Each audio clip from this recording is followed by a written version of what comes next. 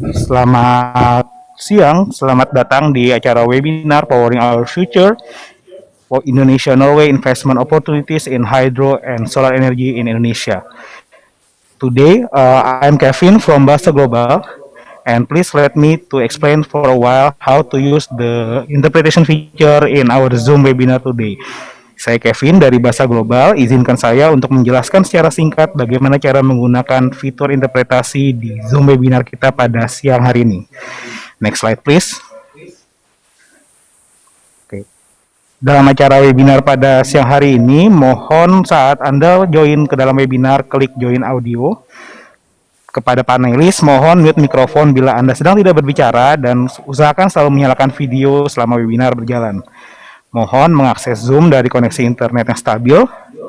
Dan bila mengakses Zoom meeting ini berdekatan dengan laptop atau gawai lain, mohon menggunakan headset untuk tidak menyebabkan gaung atau feedback.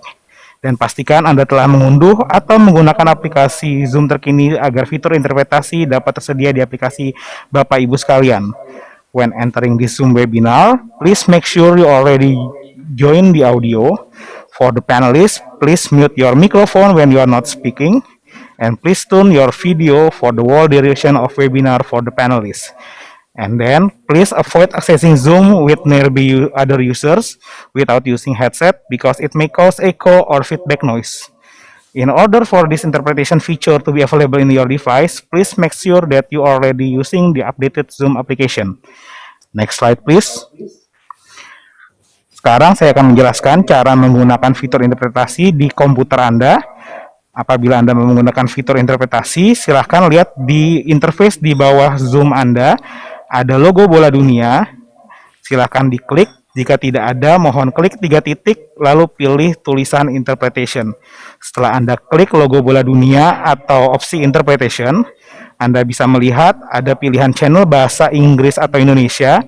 Silahkan pilih channel yang Anda ingin dengarkan. Apabila Anda ingin mendengarkan dalam bahasa Inggris, silahkan klik English dan juga sebaliknya. If you are using computer when you are joining this webinar, please see on your Zoom interface in the bottom screen there are globe icon, or you could click 3 dots icon if there are no globe icon with the writing of interpretation. And then after you click the globe icon, you could see there are 2 channels, English and Indonesian. Choose your preferred language channel, for example, English, to hear our interpreter in the English channel. And then after that, you don't have to mute the original audio, so you could hear the floor language when the speaker are speaking in English or Indonesia. Next slide, please. Apabila Anda menggunakan mobile phone atau handphone, Anda akan melihat tampilan sedikit berbeda. Di bawah user face Zoom Anda ada logo 3 titik. Anda klik, lalu pilih language interpretation, kemudian pilih bahasa yang ingin Anda dengarkan, lalu jangan lupa untuk klik done setelah Anda memilih bahasa yang ingin Anda dengarkan. For those who are using your mobile phone, please click 3 dots icon in the bottom of your Zoom interface in your phone, click language interpretation, and then choose your preferred language, English or Indonesia, and don't forget to click done on the upper right of your interface to hear our interpreter channel. Next slide. Bapak Ibu sekalian, guna memastikan kelancaran dari webinar hari ini, host atau co-host berhak melakukan mute audio kepada para panelis yang tanpa sengaja menyebabkan gangguan terhadap acara. Ini dilakukan untuk menjamin suara pembicara dan interpreter kami tetap jelas. Ladies and gentlemen, please note that to ensure the smooth running of today's meeting, we are going to mute the audio of the panelists who are internationally causing disruption to the meeting. This is to ensure that the audio of speaker and interpreter remains clear at all times. Thank you for your cooperation and have a productive webinar. I give the floor to our moderator, Mr. Bjorn.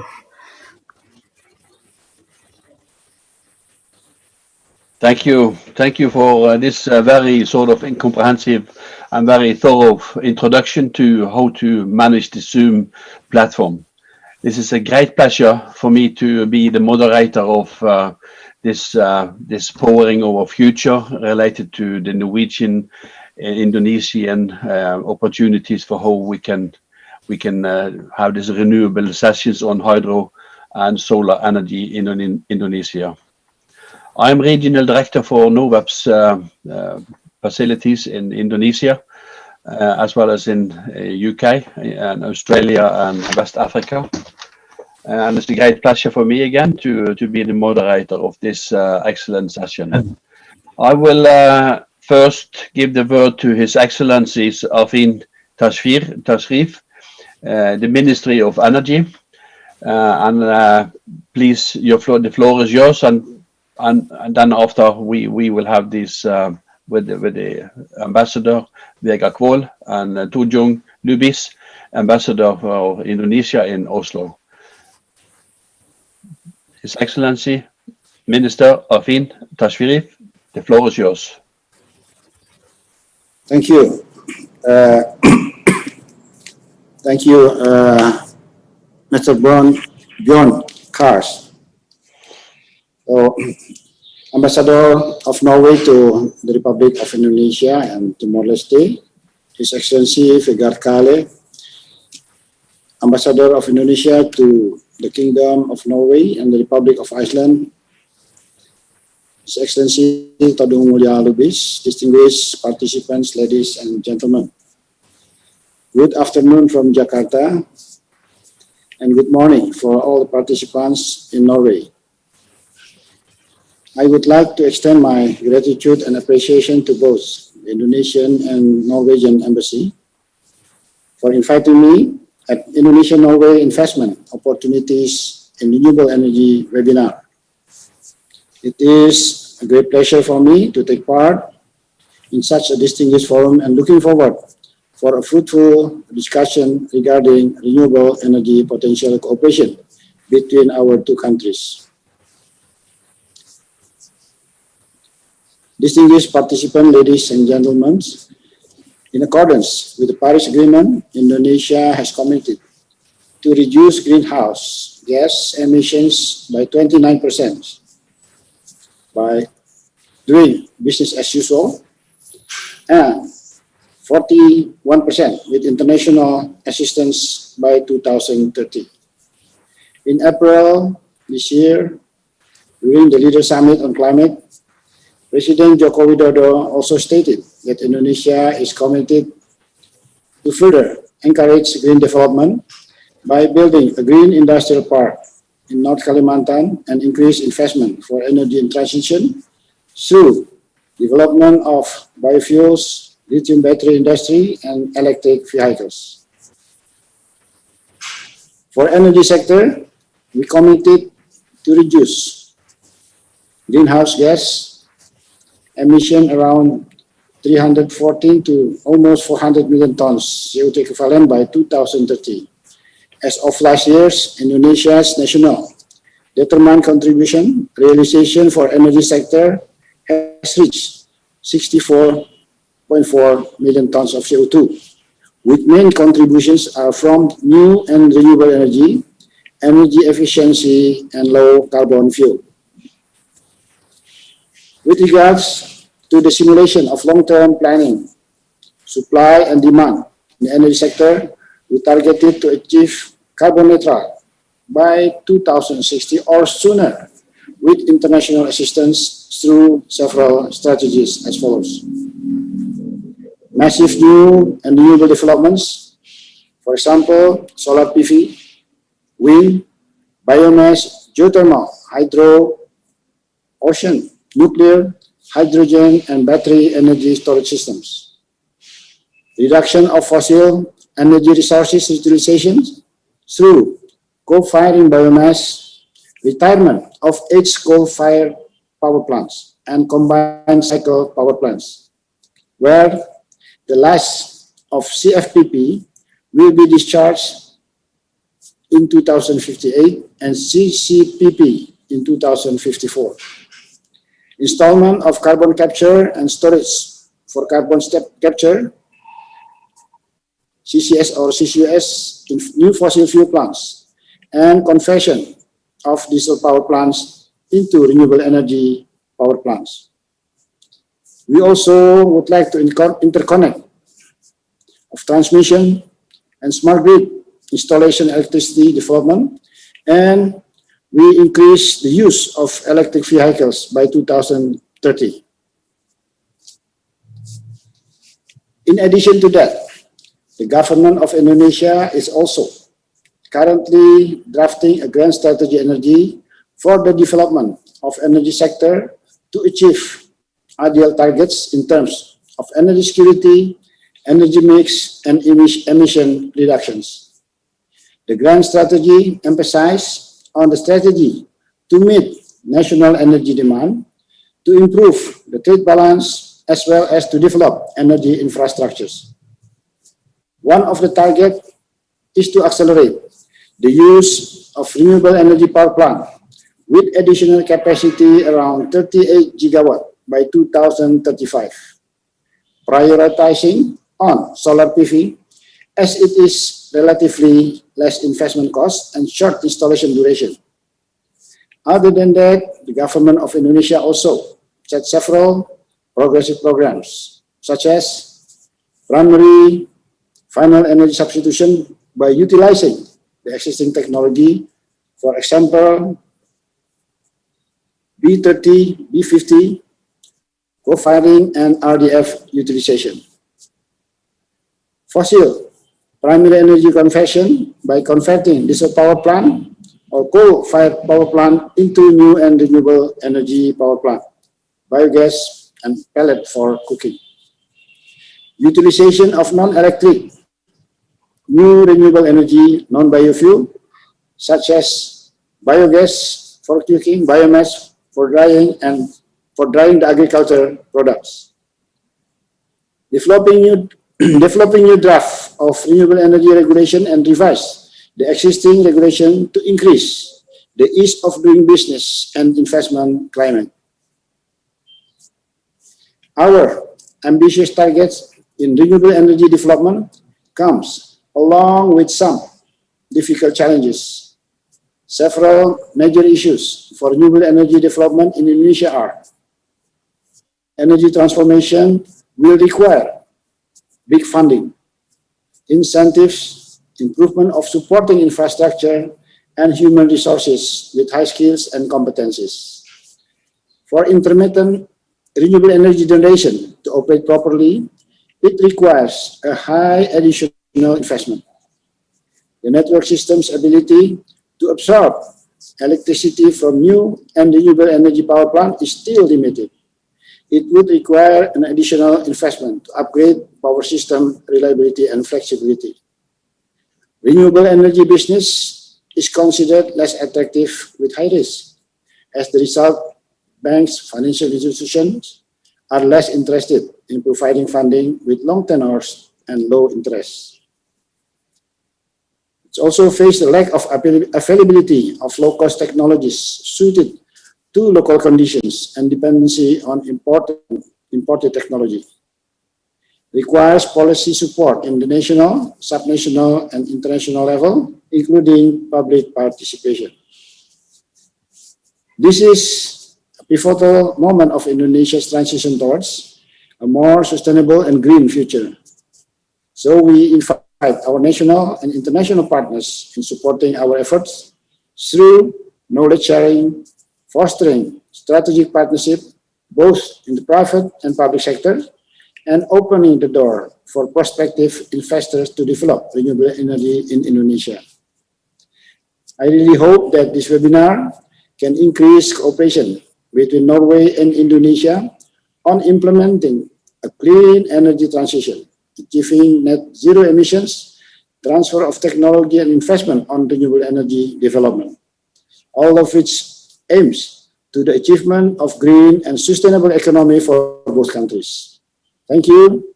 Tusen takk. You're welcome, Minister, His Excellency, for well-planned, well-organized words, and this is also the great opportunity to make sort of these main objectives for this webinar.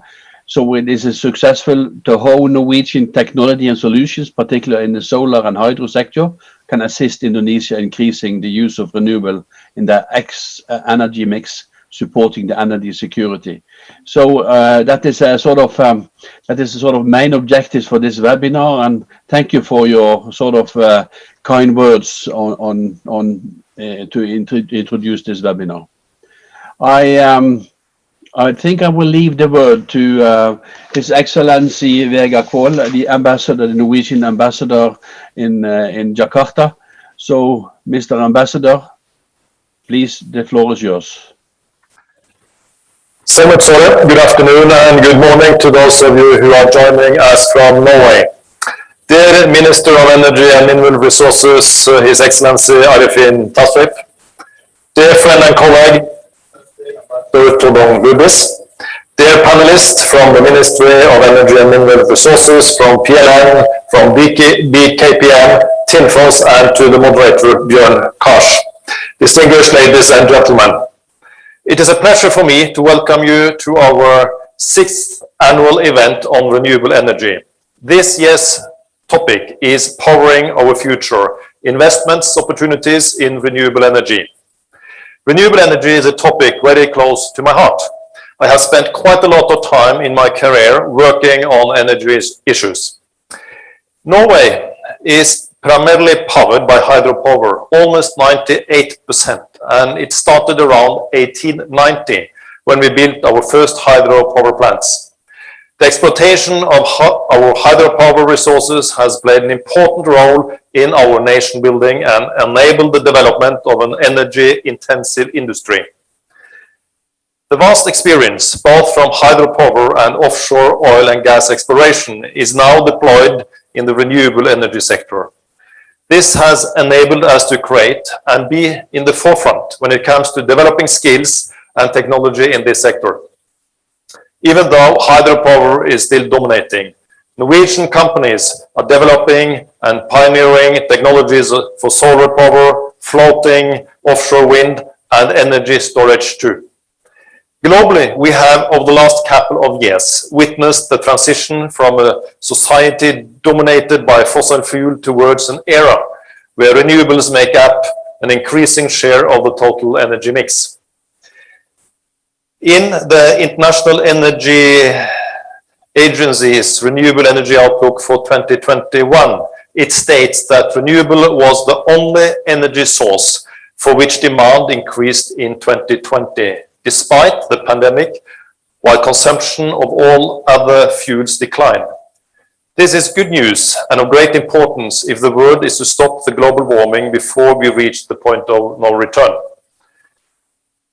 In May, the IEA presented an alarming scenario stating that all future fossil fuel projects must stop if the world is to reach net zero carbon emission by 2050 and to stand any chance limiting warming to 1.5 degrees Celsius. So in short, more power generation based on renewables will play an essential role in achieving the targets of the Paris Agreement. But renewable energy is not only important for enabling a more sustainable world for the future generation. Renewable energy and technologies can enhance the security of energy supply for households, industries, and not least the rapidly growing electrification of the transport sector. I would also like to take this opportunity to bring to your attention that with the ratification of the Comprehensive Economic Partnership Agreement, also called CEPA, which is between Indonesia and the EFTA countries, which Norway is a part of, our relationship will be further strengthened. The ratification marks the beginning of a new era in the trade and investment relations between our two countries. The agreement covers energy-related services and investments in the energy sector. This, with the preferential treatment granted under the CEPA, will make Indonesia an even more attractive destination for direct investments from Norway, which in turn can create new jobs and foster technological development in the renewable sector. An important component in this cooperation is sharing experiences and knowledge, a crucial part of our joint cooperation. This will be further strengthened under the CEPA. To illustrate my point, last week, the International Center for Hydropower in Norway organized a well-attended first part of a training course with Indonesian partners, where ICH shared Norwegian experiences. This event will be followed up with a second training session later this year. Hopefully it will happen physically if the COVID situation allows. I believe facilitating for private investments is crucial to reach Indonesia's ambitious renewable goals. I'm therefore glad that several Norwegian renewable companies and actors are working on different projects in Indonesia, and I'm pleased to see an increased interest in exploring new opportunities and potential partnerships developing such projects. Increased business collaboration with Norwegian companies will give positive impetus for the Indonesian industry with an interest in developing the renewable energy market, many of them attending here today. However, to be able to succeed with projects and investments, Norwegian companies, as any company, are looking for a regulatory framework and an investment regime which are geared towards promoting renewable over fossil energy, as well as feed-in tariffs making it profitable to produce and sell renewable energy. I'm looking forward to learning more about this today. So in concluding, I believe that by building on our more than 70 years of strong diplomatic relations and the commitment from the governments and related partners, we will be able to contribute positively to the development of the renewable energy industry in Indonesia and assist in reaching Indonesia's ambition to have an energy mix consisting of 23% renewable by 2025. So I wish you all a successful webinar and a very good discussion. Terima kasih. Thank you very much. Thank you, Mr. Ambassador Negakol. This is nice words and good to hear that there's big opportunities for the Norwegian entities to enter into Indonesia. It's a great pleasure to have you as an ambassador in Indonesia, and it's a great opportunity also working together with you, Ambassador. So I would like to give the words to His Excellency Tojong Lubis, the ambassador, the Indonesian ambassador in Oslo.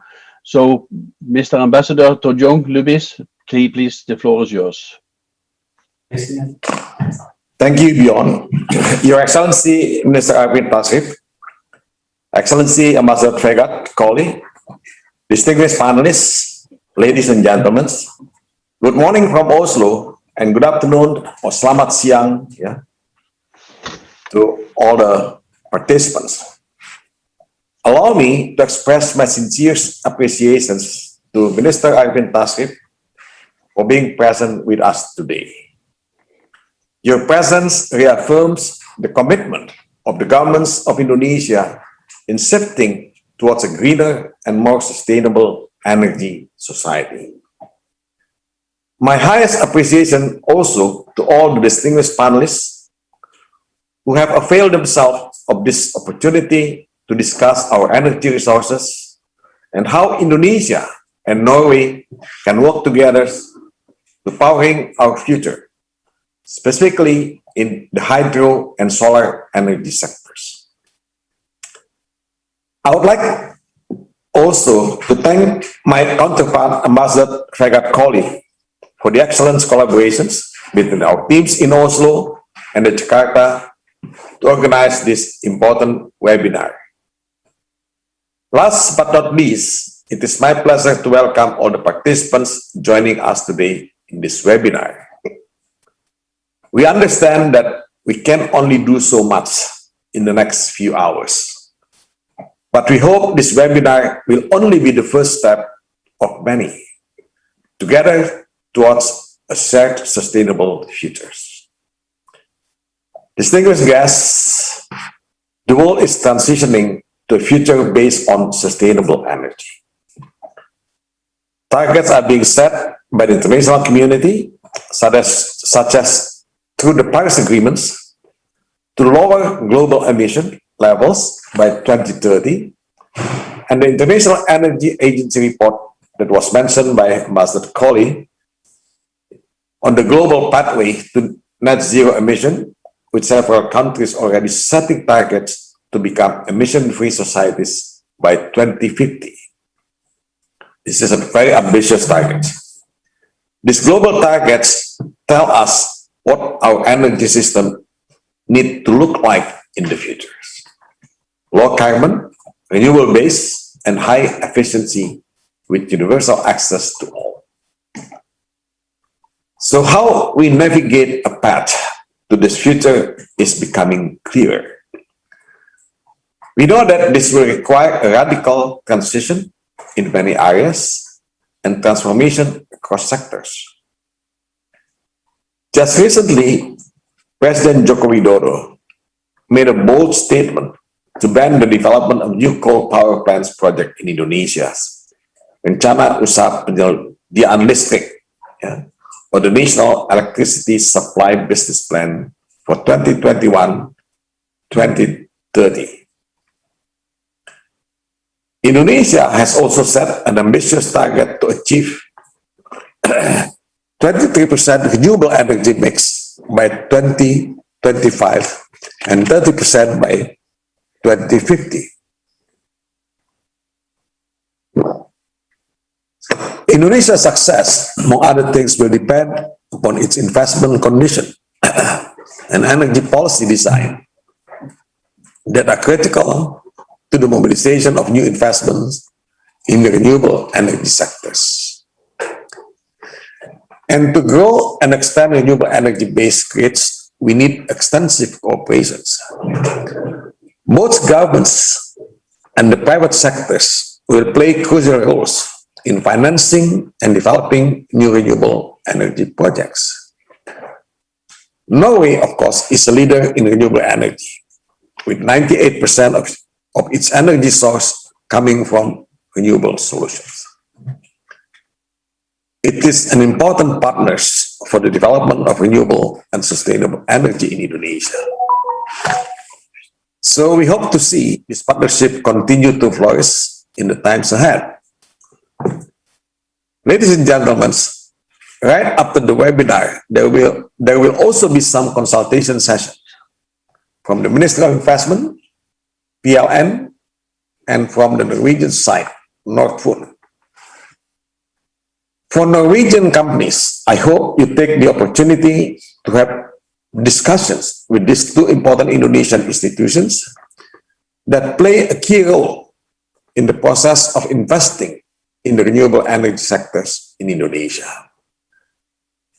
They will be able to answer any questions regarding Indonesia's investment needs, requirements, and all fundamental issues of the renewable energy sectors in Indonesia.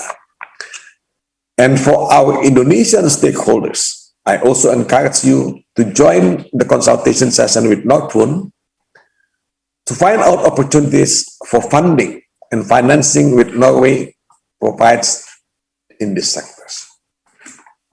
Once the doors have been opened, I believe that cooperation in these sectors would be able to grow and expand. Distinguished guests, we recognize that there's much potential in renewable energy, not just hydro and solar energy, but also other renewable resources like geothermals or wind. We hope in the near future, events and collaborations in other renewable resources can be discussed.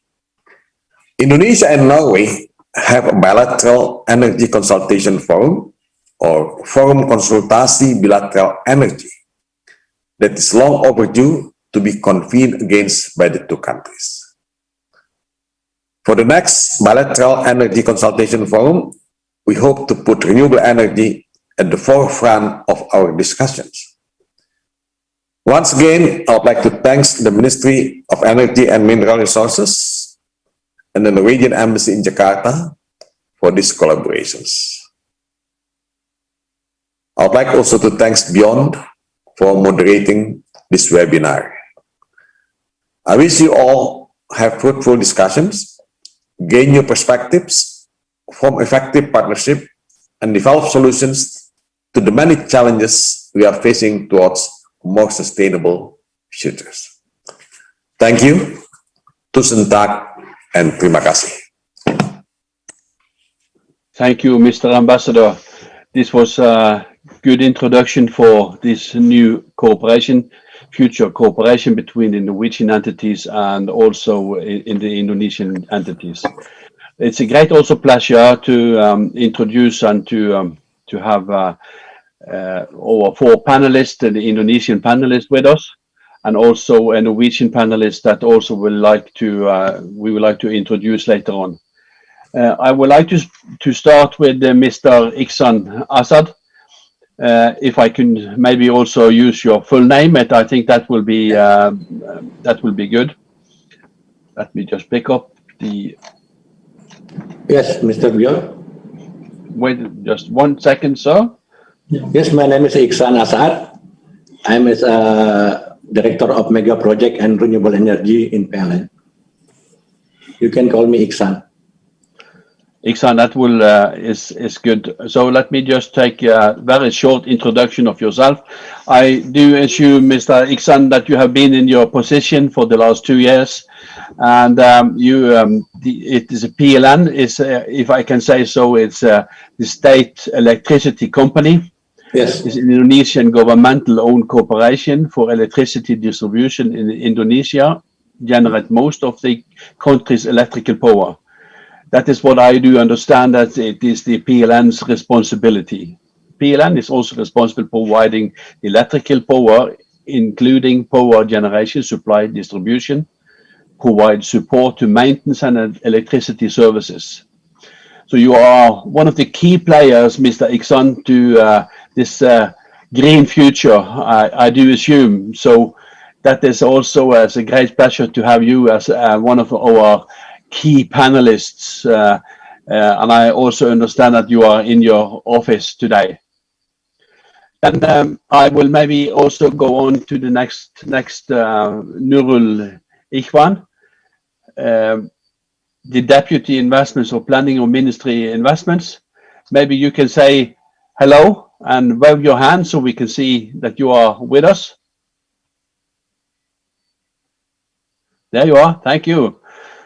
So Nurul Ikhwan is the Deputy Chairman of the Investments Planning. He is responsible for designing national investments planning policies in Indonesia.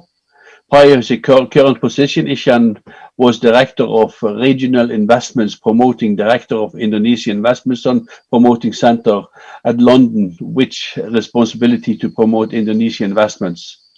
And he has more than 15 years of experience in investments planning. Maybe also can say some very few words about the Ministry of Investments. It's a mandate to boosting domestic and foreign directors' investments through creating conducive investments climate.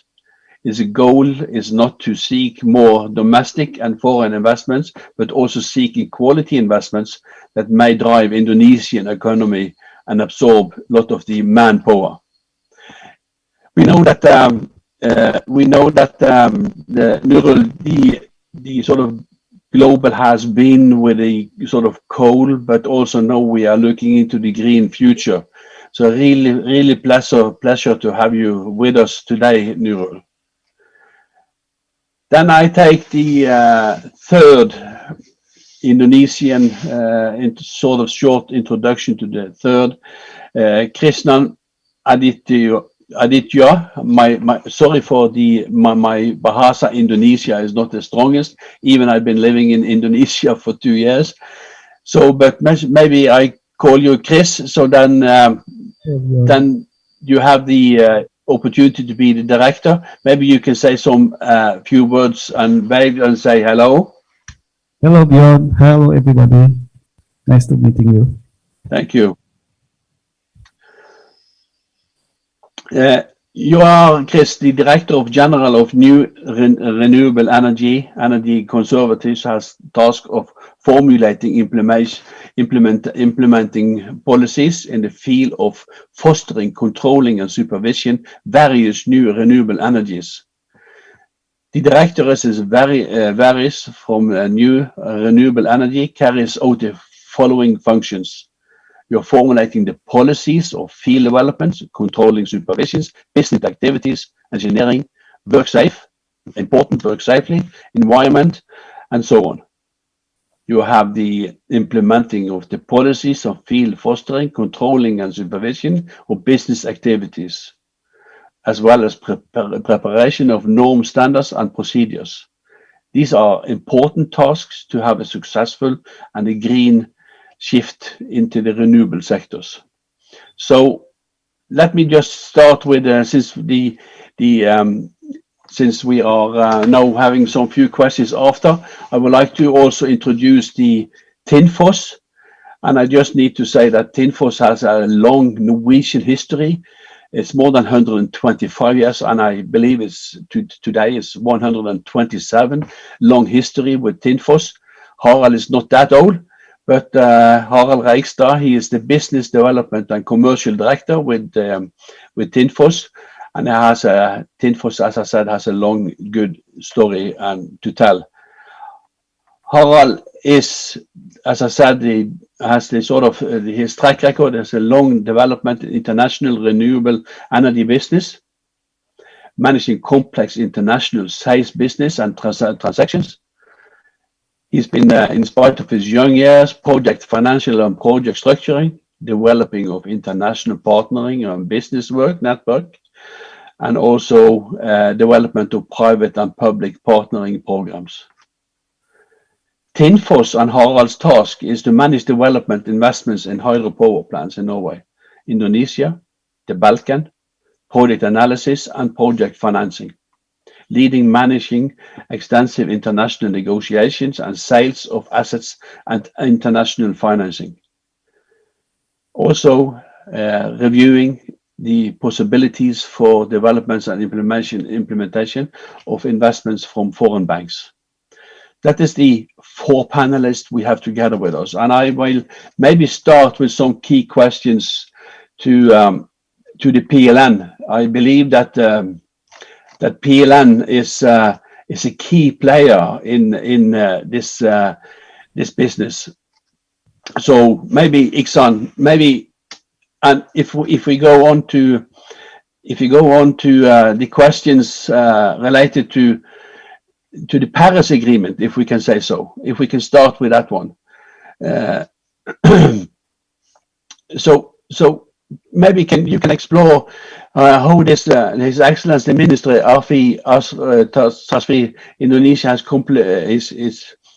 when we are committed to the Paris Agreement and the ambitions of 23 and renewable 25. How is the progress? How is the progress of implementing this Paris Agreement into Indonesia? Maybe you can explore a little bit of that, Iksan. Okay, thank you, John. First is I want to say thank you for because you already invite a PLN to discuss with in this forum, yeah. And also Pak Arifin, His Excellency Pak Arifin Tasrif, Pak Fegar Kale, and also Pak Tudung Mulia Lubis, Pak Krisnawan, Pak Nurul Ihwan, and all of ladies and gentlemen. In the end of 2020, installed capacity of renewable energy in total is about 8 gigawatt out of 63 gigawatt, while the energy mix of renewable energy is around 13.7%. We still have a gap to achieve renewable energy production in 2025. We have mapped and executed several projects in order to improve energy mix, but the current condition of a pandemic gave significant impact to electricity consumption and load demand to drop significantly. There was a slowdown in the load demand growth for 2 to 3 years.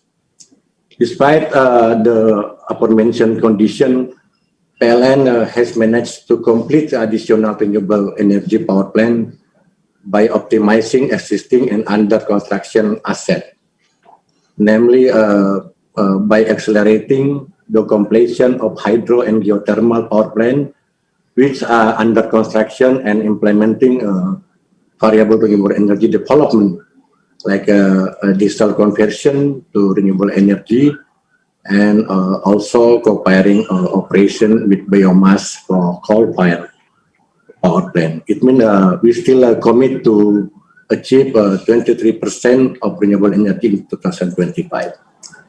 That's Pak Bjorn. Yeah, that's a well prepared answer on that one. But we know from the past that Indonesia has a very sort of mining of coal in the past, and has been the sort of main parts of the sort of how you're producing electricities and so forth in the past. So how will in the future, how will this new hydropower and solar and other energy sources take over this coal that is meeting this sort of agreement, the Paris Agreement on that one? How you see that one is in the line of this new renewable energy? Is that, would you think there will be a transition period? No. Yes, Pak Bjorn, because PLN, of course, we have to commit to achieve that target. But we have to consider also about energy security. It means we have many programs to accelerate renewable energy development. Energy security and climate change mitigation is the main drivers for energy transformation from fossil to renewable energy. We PLN fully understand that that's require energy transition from fossil-based energy to clean energy-based, including the optimization of existing power plant in order to harmonize supply and demand, and consider the financial capacity of the state and PLN. As a part of PLN transformation, we have included the green transformation to support renewable energy development and achieve renewable energy target. The green transformation program consists to fulfill the PLN's long-term planning 5 gigawatt. Yeah, this is in actual target based on RPTL. The second is we already launched a Green Booster program, which involving the co-firing using biomass energy to replace 1 to 5% coal consumption in coal power plant. And also, as I mentioned before, we have a program to replace 2 gigawatt diesel power plant with renewable energy and utilize existing dam as a hydropower. This is program sell approximately at 3.5 gigawatt renewable energy. And the third is a large-scale power plant from hydropower and geothermal power, which is a potential at 3.6 gigawatt. As Pak Menteri mentioned before, in North Kalimantan, we have huge potential hydropower. It's more than 21 gigawatt, I think. I think that's Pak Bjorn. Thank you for a very sort of long and good answer on that one. I will come back to you, Iksan. So I will come back to you on some more questions related to maybe also Harald has some questions that he would like to ask you on how he foresee that one. But before I do that, Chris, maybe you can tell us how you expect the PLN to deliver the governmental renewable goal. What's your expectation on that one? Thank you, Bjorn. Before I answer your question, let me give you some information related to our achievement of renewable energy target share in last year. So for your information, actually our share renewable energy in our primary energy national was only 11.2%. So if you compare our target is 23% by 2025, and then the remaining 10 is only less than 5 years, then we need to make it a double our target in 2020 to achieve 23% renewable energy. So this is the one that our minister already mentioned, that we are committed to achieve our renewable energy target 23% by 2025. And this is also the way to achieve our NDC target. Our minister already mentioning that the share, the contribution from the energy sector in our NDC, national NDC, is 314 million tons of CO2. And one of our effort to accomplish, to meet this our target or our contribution of our NDC is come from the renewable energy. As you may know that the PLN is one of the electricity supply business license holder. So as a obtain the license holder from the government, then there is some obligation under the regulation that they need to prepare RPTLs, or we call the PLN electricity supply demand plan, and it need to be submitted to the minister and need to be approved before it will be implemented in the business activities of the PLN. And of course, in order to get the endorse from the minister, we are from the ministries trying to review the document of the PLN, whether this plan it is already meet or in line with the policy and program that will be carried out by the government, including of achieving the renewable energy target. So this is the one that we are opposed to PLN, that the next RPTL should be more become a green RPTL, which is the penetration of renewable energy to be developed should be increased. So, and then there is also evaluation from the minister once the NPTLs already approved by the minister. Every 6 months, the PL need to be report back what the implementation so far of the plan that already exists in the NPTL. So this is the one I can share to you, Bjorn. Back to you. Thank you. Okay, thank you. Thank you for nice and good also introduction, and also the good answer to the question.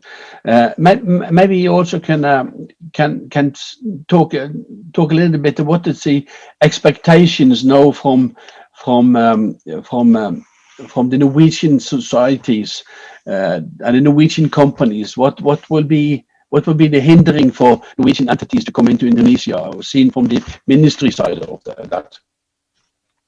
Thank you, Bjorn. So, as a part for developing more renewable energy in the coming years, of course, we need investment from others, from the broad countries who has technologies.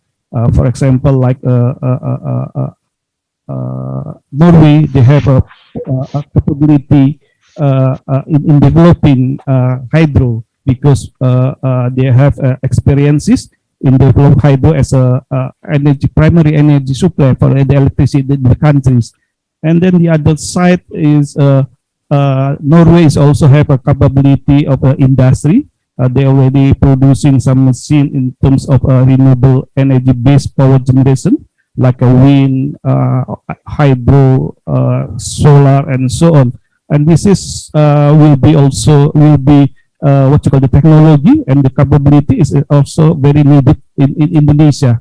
So in order to invite the investor from the broad country, including Norway, we are trying to what you call streamlining the licensing.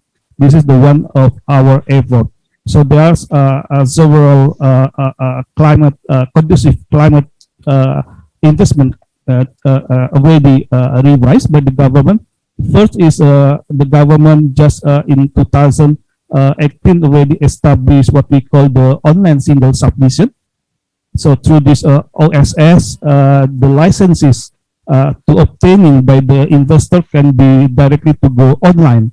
And there is some several streamlining of the prerequisite in this process. And the second one is just recently the government was also trying already stipulated the omnibus law, which is trying to reduce and streamlining the licenses, particularly which is issued by the local government. And in terms of renewable energy, the one that we are giving the positive signal to the investor to come to the Indonesia to develop the renewable energy is just we are already actually completed revising the presidential regulation. So under this presidential regulation, we are trying to give a better competitive tariff, which is not only become a fair but also affordability by provision of the incentive and compensation. So I will stop of that. Thank you. Thank you. And maybe also going back to just that question, because Nurul, we talked about Chris just talked about the omnibus law. Maybe you can also talk a little bit about the omnibus law and what sort of effect will that have to the investments now for the Norwegian entities, and what is the expectation of that? And I just need to say something some first. There has been a lot of changes in the regulations and the regime in Indonesia in the past. Will this omnibus law, will that sort of form more the regulations and have that sort of, will it more be a better sort of environment for the sort of exchange of business in Indonesia? So maybe you can talk a little bit about that. Yeah. Is it for me or for Nurul, maybe? Yeah. Thank you. Yes, please. Bjorn. So basically, the short answer to these questions is yes. That means that the omnibus law that we have, it simplifies more than 70 laws in Indonesia that was a bit complicated in designing of the licensings for this business in Indonesia. And if I may share with you, I feel the objective of this omnibus law, we have three pillars, supporting pillars there. The first is creating competitiveness of Indonesia to become better competitive. And then the second one is shifting the economy of Indonesia that was based on the commodity. So we would like to have more added value business in Indonesia. So, and the third one is creating a kind of democracy of economy that will involve more participations coming from smaller and medium enterprises in this business collaborations between big investment coming from abroad as well as from domestic. And because of this, then it has then the underline of regulations that is currently still finalized, and this will give an impact as well into the facilities and services that will be provided by the KPM or Ministry of Investment.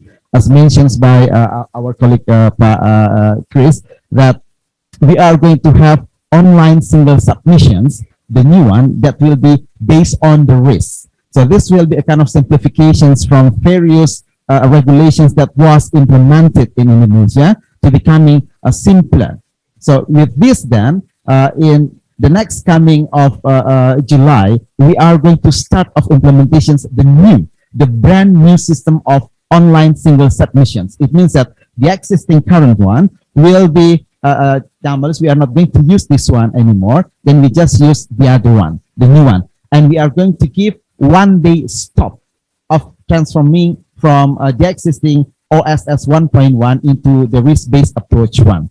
And as a kind of share to you, we are going to divide this only to 4 big groups of the risk of investment that will be done in Indonesia. The first is the low risk, and then the second one is the low middle risk, and then also the upper middle risk, and then also the high risk. This will then give a kind of impact of providing licenses that should be admitted by any single business that will come to Indonesia. If it is only low risk, then they need only business registration number that will be granted by Ministry of Investment or the KPM here. So because of this, then this NIV or a registration number will be valid for them for running their business in Indonesia. And the second one, if it is lower middle risk, then this requires not only business registration number, but it has also a certificate of standard that will be based on self-declarations on this. And the third group, that is upper middle risk, this will need still an ID or business registration number and certificate of standard that will be also verified by the related ministers. And the last one, the high risk one, will give an impact into the business, to the social, to the environment, and to others. Then this need also a kind of an ID or business permit, business registration number, business permit, and also certificate of standard, because this one is the most risky business to Indonesians' environment and also society. But on top of this, this is also a kind of a very huge shifting in the regime of licensing in Indonesia that will give more certainty on getting license of doing business in Indonesia. And since this will be implement a kind of online, so it means that the interventions of technology that will of person-to-person meeting hopefully will get faster process on this, and will be clearance of information about the steps of the licensing that will be proposed into our institutions. And BKPM, in this case, the Minister of Investment and also the chairman of BKPM, we are going to get a kind of authority coming from different ministries that they will be in BKPM under one roof, in one service, then they are going to get this license. So it means that previously, if let's say you are going to have a kind of business in Indonesia, you have to go around some different ministries and agencies. And now with this, we are going to be connected from central in Indonesia, in Jakarta, among ministries and also BKPM, and also our regional government. So in this case, then we have standard norm, procedures, and criteria that is very clear about how each or every single institutions took the rules about licensing and a kind of assisting of this business for investment coming to Indonesia. Thank you. But just follow up with some of your sort of key questions on that one. We heard both the ambassador to Jung Lubis and also the Mr. Ambassador Vega Kohl. They talked about this sort of Indonesian AFTA Comprehensive Economic and Partnership Agreement, and I understand that you have a sort of key role in that one. Can you maybe, how will that affect investments in Norwegian company? Will there be any fast track? Will after one this has been through all these new sort of signatures and ratifications and everything is in place now, will that be a fast track after October, November this year? Will it be a fast track for Norwegian entities to enter into Indonesia? As from the ministry, how will you see that one? Yeah, I guess this will give a very big impact into the countries that has already ratified this agreement between Indonesia and some European countries. Of course, with Europe, we are still looking for other mature process on this. But I guess for those who has already ratified this agreement, we are going to have a more approach and facilitations, because this will be implemented. I guess this will be in the near future by September or October. This will be the time for us to push on the bilateral and then also business-to-business cooperations. And for this reason, I do believe that we are from the government side should be sitting together. So I discussed with the Ambassador Charles as well that we have to discuss and sit together to pinpoint more detail about the possibility of cooperations between both government, in this case especially when we talk about investment. So from the BKPM side, we are going to hear more from your side about your interest of doing investment in Indonesia, especially related with renewable energy. And from our side, after having discussions and sitting together among parties, including Ministry of Energy and Mineral Resources, so we have also our over to you, so that in order to match between the opportunities that we have and then also the intentions coming from the investors coming from Norway, then we could then do a better facilitations on this in order to implement this agreement, so then we could have a kind of a good report that the implementations of this agreement is on the right track and it is also implemented. So I guess it should be started, to my opinion, should be started by the initiative coming from the both government in facilitating the business sectors. Thank you. That will actually is a good sort of introduction to maybe some questions I would like to ask Harald in that respect, because now we have heard about this new agreement will come in place. There will be the omnibus will be sort of the key player on that one. We understand that there's the PLN has all sort of this sort of initiative to make sure that there is an investments portfolio. There is will be open doors to maybe to other like Tinfos and companies like that. So maybe can you maybe explain what sort of reference? How will you, Harald, see that Tinfol will fit into that game of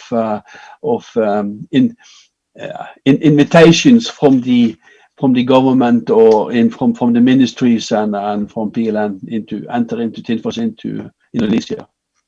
Thank you, Björn, Your Excellencies, and participants and supporters of the green transition. We see that Indonesia is really doing their utmost to create an investor-centric public service. That is not done from one day to the other, but we see clearly the will and initiative. So we are optimistic on that behalf, and we foresee that the IT technology will help Indonesia doing such a transition. As for Tinfos, we are in Indonesia to assist Indonesia in the transition from fossil to the green economy. We will do that by two means. First of all, Tinfos is supported by Norwegian Development Finance.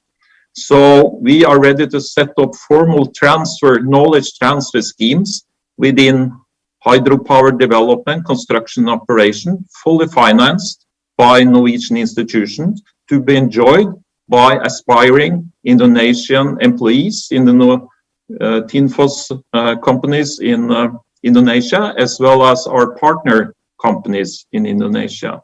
Secondly, we would like to leave behind high quality run-of-river plants to the Indonesian people being operated at world standard.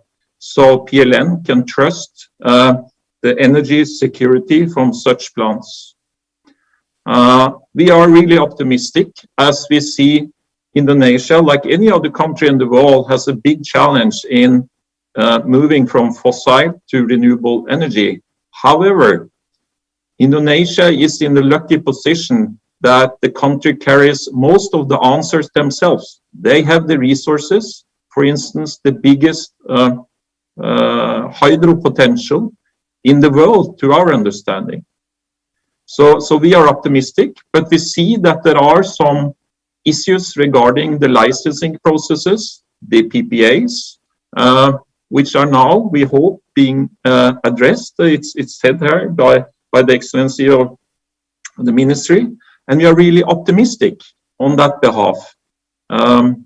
So Björn, we are ready to excel and explore that potential, and we are hoping that the new regulation that is under evaluation now is about to be launched from the Ministry. Thank you.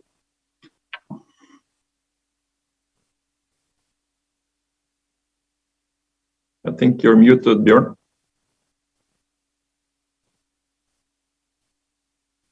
Someone muted me, so I have to remute. So sorry. Thank you for an excellent sort of answer to the question.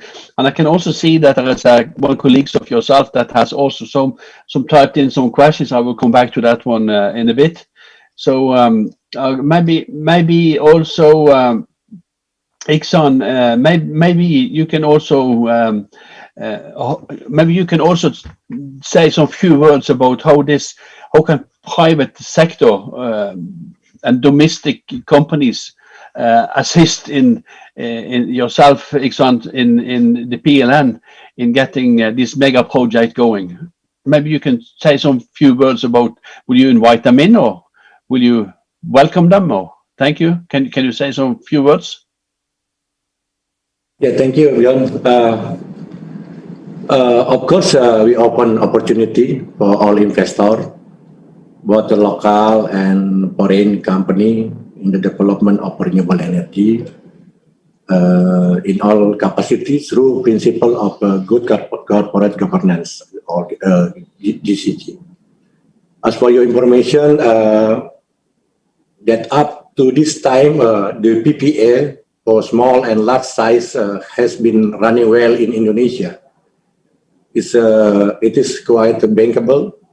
Currently, there are still many investors who are interested, and also with long-term purchase of PPA that not all of countries have provided. And the government has also issued several new policy, both in terms of taxation, obtaining permit. Some of the obstacle is in the PPA execution actually, also like in the readiness of the developers. Both in terms of the company internal readiness, in terms of equity and the maturity of the proposal that have been prepared. For the permit, business and opportunity of operational permit, the Indonesia government already launched, like Pak Nurul and also Pak Chris mentioned before. So we already have the online single submission or SS that aims to simplify business licensing in Indonesia. Since then, the platform has been available for new business to use when getting license, and Indonesia Investment Coordinating Board of BKPM is in charge for running this platform. Thank you, Pak Bjorn. Thank you for that sort of good answer to that. And I believe that that would be more than welcome to the Norwegian entities that are listening in now. I can see that we have 244 participants listening in, a lot of Indonesian, but also I can see there's a Norwegian names on that one. So that is very good. But I have some questions from the audience as well. When will we see the change of the presidential regulations administrative licensing of the IPPs in developing and construction of the run-off river hydro plants, such as the direct appointment to fast-track investments in Indonesia? I guess that there's a mix of questions to Iksan, and maybe also Chris, maybe you can also explore that a bit on that one. It's a question to both of you, actually. So how is that mix? Chris, maybe you would like to say some few words about that first, maybe? Okay, thank you. Yeah. Presidential regulation, actually, the draft is already finalized, and we are expected to waiting to be signed by the president, and we hope it will be signed soon. And we expected the LPTLs of PLN will be completed, done first, and then after that, expected the presidential regulation. And related to what we call the presidential regulation, actually it is already mentioning there are three scheme of the tariff to be offered.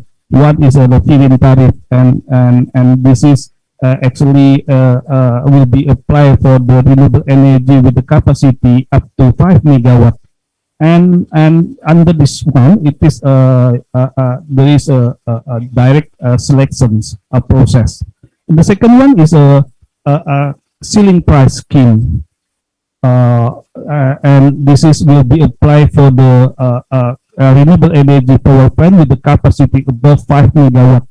And the procurement under this scheme is under the direct selections. And the third one is a B2B, meaning that the tariff will be determined, will be agreed by both parties, developer and PLN. And this is only applied for the specific renewable energy power plant. For example, for hydro peaker power plant, and then also ocean energy. So actually, this presidential regulation will be determined more transparent for procurement process and will make it bankability of the project in under PPA of the PRM. Thank you, Bjorn. Thank you. Iksan, will you maybe add some more of what Chris just have said, or to that question? Yes, Pak Bjorn. Of course, we have to comply with the regulation. Yeah. If purpose already released, I think we have to modify also all of the model of our procurement. But until now, we still refer to the government. I mean, to the regulation from MEMR number 4 to 2020 for renewable energy, electricity cells. Yes, Pak Bjorn. Thank you. I got another question from how can Indonesia attract more renewable energy investments that can benefit the local community near the project locations?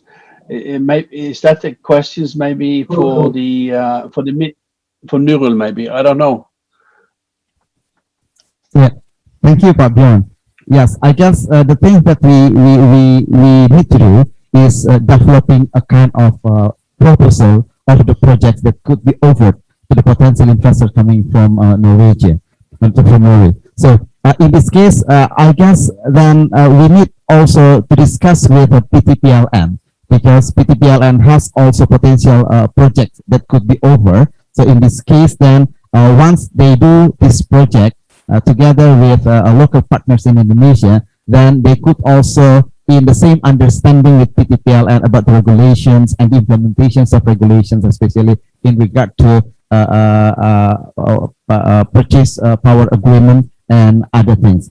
And since we have also some potential area to be developed, especially those who are in a very remote area that could not be reached by the grid that we have so far, I guess this could be a kind of potentials that we try to identify, sit together with PTPLN and also the Ministry of Energy and Mineral Resources about how dealing with these situations, since Norway has technology and intentions of expanding their investment by utilizing of the potentials of hydro potentials of energy power in Indonesia. So I guess this could be the situations that we try to find out what should be the best thing that we could identify together, not only by Indonesian side, but also by Norwegian side. So we could see the interest from both sides that we could propose finally to the potential investors to work together with PTPLN and other local partners. And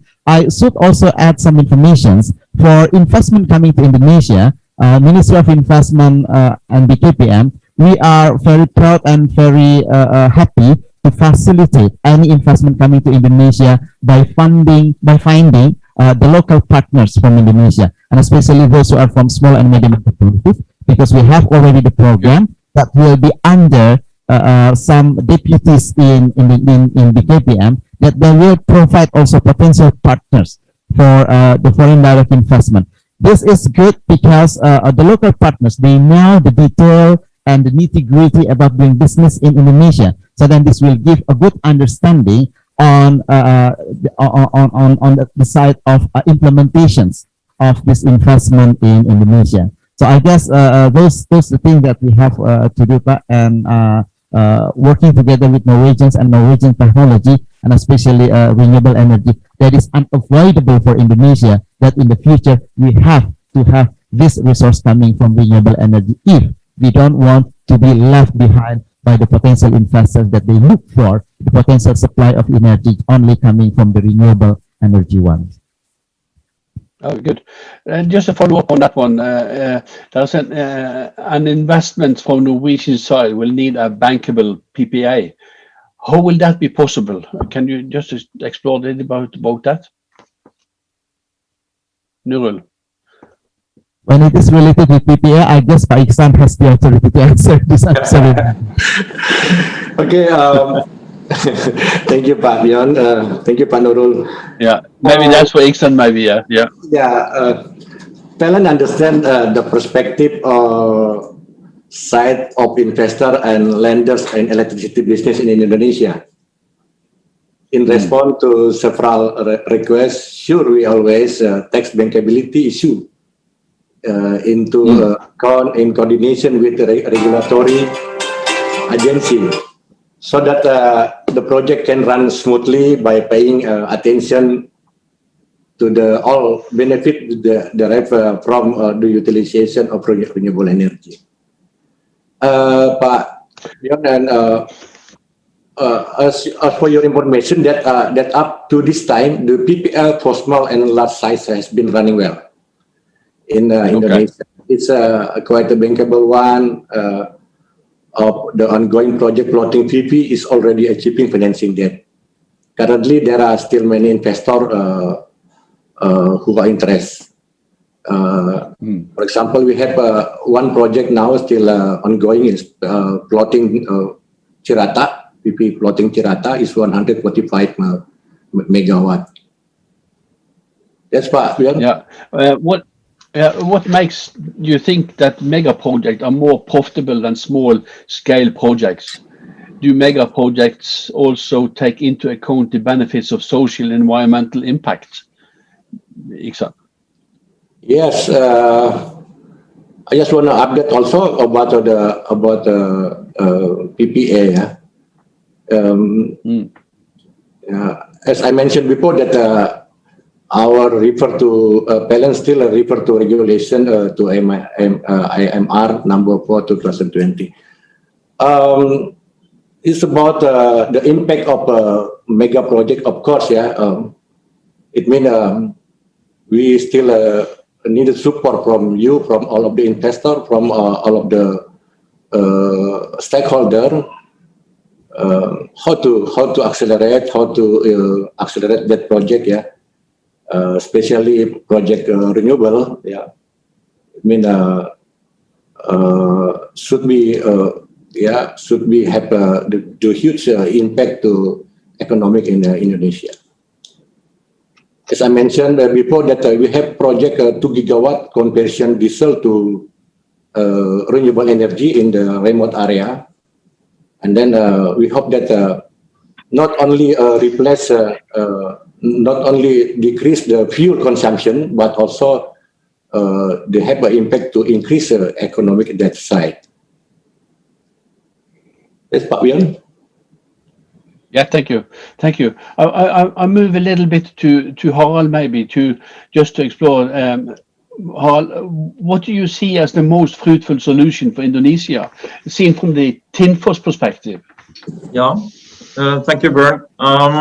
I think speaking on behalf of hydropower, whereas I referred to earlier, Indonesia has a huge, fantastic potential. I think there is a great opportunity in smoothing the development phase, the licensing phase, more in line with the need of heavy investment in the early development phase of hydropower for understanding the project. That's quite different from photovoltaic and wind and the others. Hydropower developer has to make significant investments in the development phase.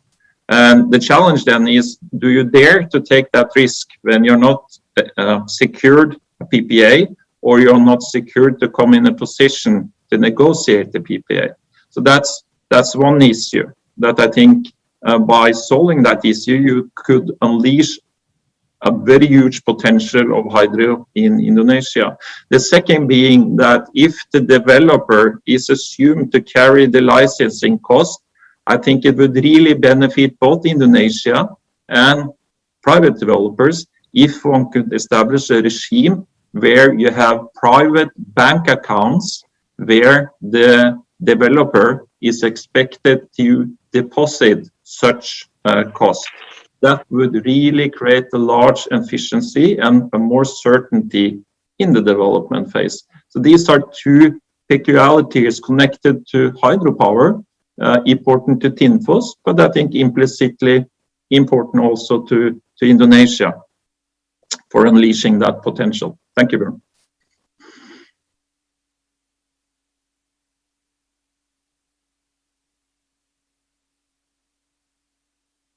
you will recognize. Thank you for that sort of response.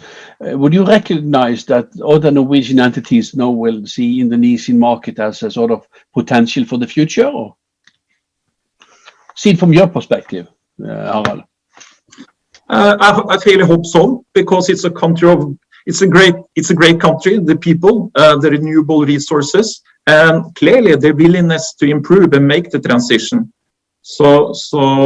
But what we have come to learn is, if you want to succeed in Indonesia, you should team up with your right partners, because Indonesia is a complex country. It has a complex governance structure.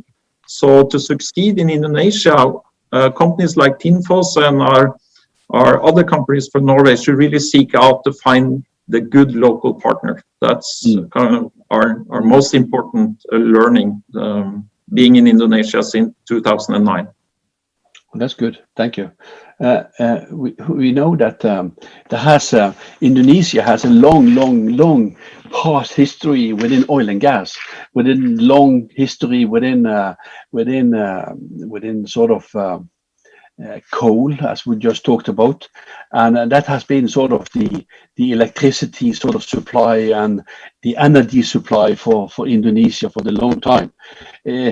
Would you see that both the coal and the offshore oil and gas activities will come to an end now? Or Chris, maybe that is a good question for you. Thank you, John. So actually, in this afternoon, our minister already emphasized that the grand strategy of energy of Indonesia.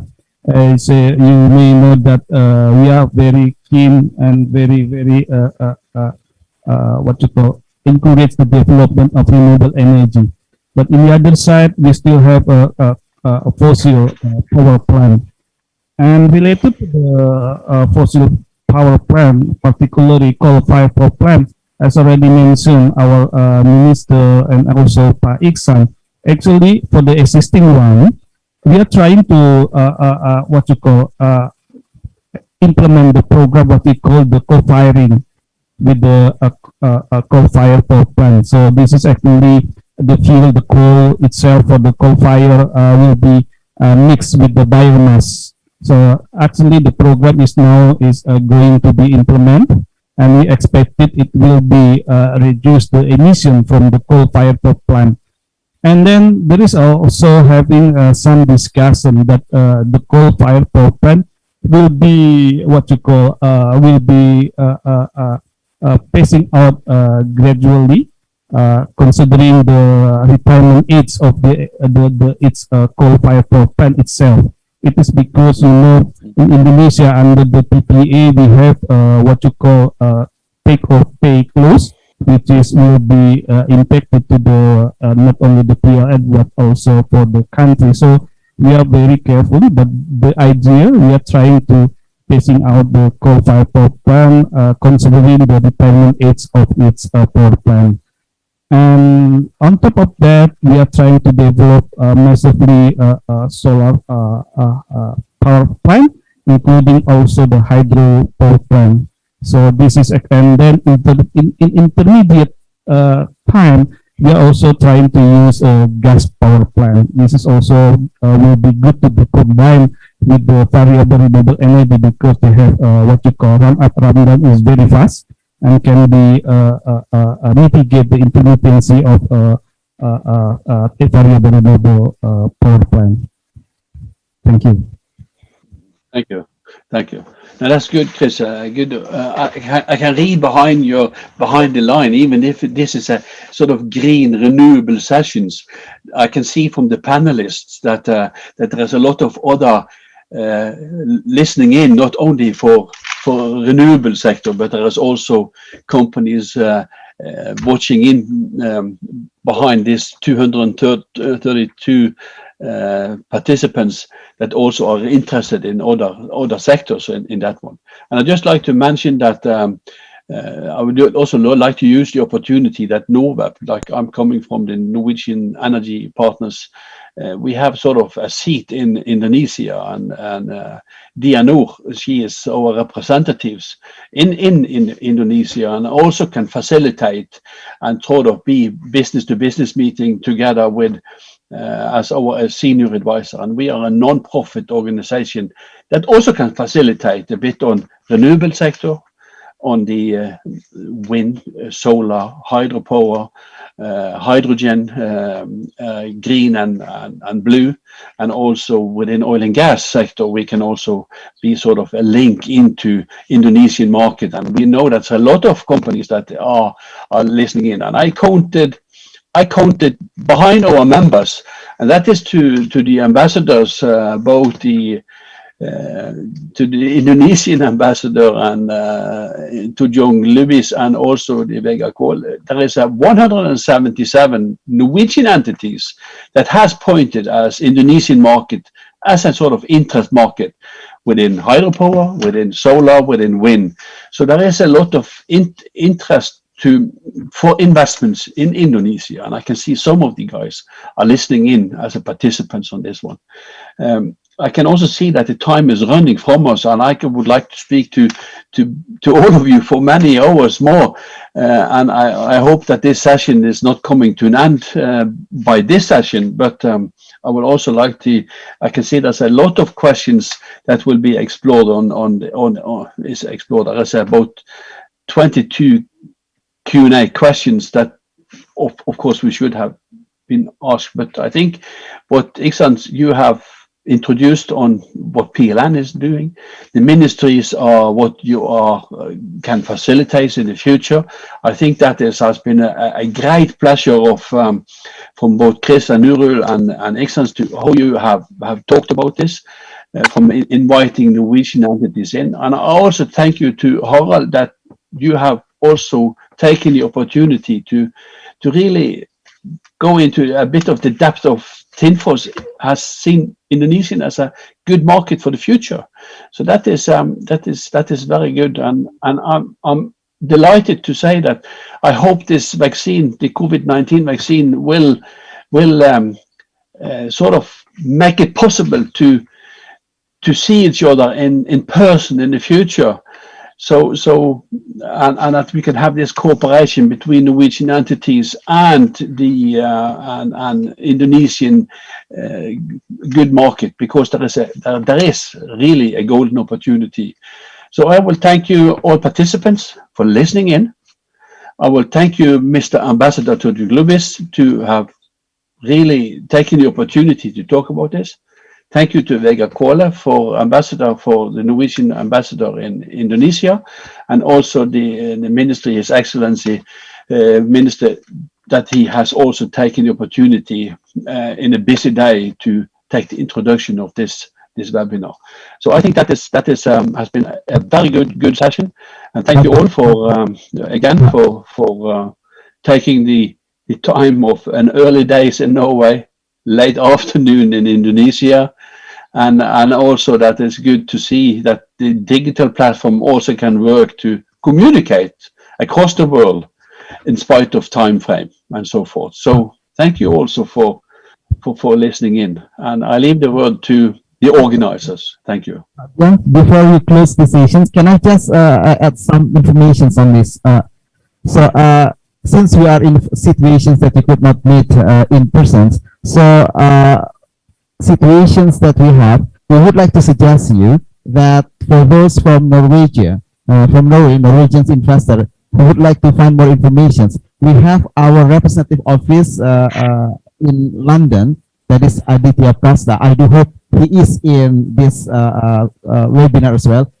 Please, Pa Adit, put your email and telephone number so then you could be contacted by any parties from Norway to find more detailed information. And Aditya will work together with our colleague from the embassy in Oslo. So then please go to the embassy, please go to the IIPC, so you are going to be supported by information that is very clear and very original coming from Indonesian side. Thank you, Pa. And also thank you for this, and thank you for these kind words, and also that this will be explored on the YouTube. I guess that will be left in for the YouTube for the future. So that is also another template and can also be used. And also don't forget to use Dianur, our local representatives in Jakarta, and also I will be more than willing to facilitate anything in the future. Thank you.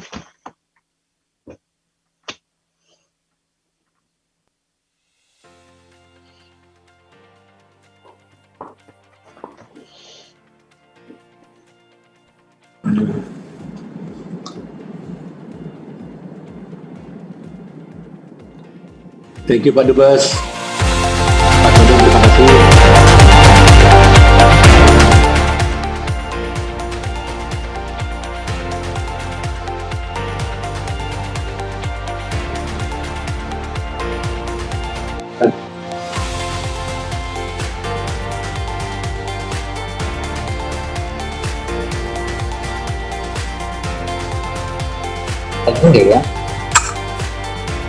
Terima kasih Bapak-Bapak.